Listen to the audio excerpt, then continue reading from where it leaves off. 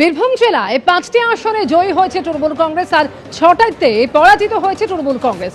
আর জানিয়ে এবার ইঙ্গিতপূর্ণ মন্তব্য করলেন কাজল শেখ। তিনি বলছেন দলের মধ্যে গদ্দার ঢুকে আছে, সেই জন্যই পশ্চিমবাংলায় তৃণমূলের পরাজয়। দলের সঙ্গে যারা গদ্দারি করেছে তাদের চিহ্নিত করেছি, জানাবো রাজ্য নেতৃত্বকে। আর কি বলেন কাজল শেখ, শুনুন। অনুব্রত মণ্ডলের যথাযথ সহায়তা আপনারা পেয়েছিলেন ইলেকশনে?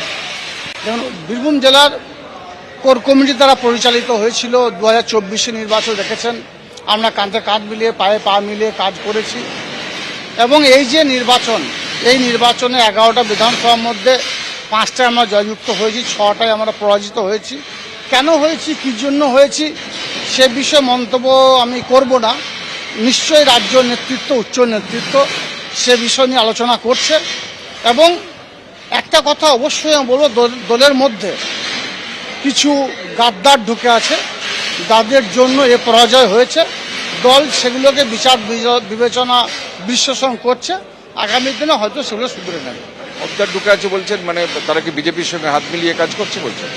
আমি এখন সে কথা বলবো না, কিন্তু দলের মধ্যে অবশ্যই কিছু গাদ্দার আছে। তার কারণ বাংলার এই যে পরাজয়, এই পরাজয়ের কারণ তারা।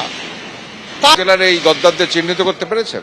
যারা দলের সঙ্গে গাদ্দারি করেছে কিছু কিছু নাম অবশ্যই আমি চিহ্নিত করেছি, এবং সেগুলো রাজ্য নেতৃত্বকে আমি জানাবো, অবশ্যই জানাবো। আপনার দলের জেলার শীর্ষ নেতারাও তার মধ্যে আছে? অবশ্যই জড়িত আছে।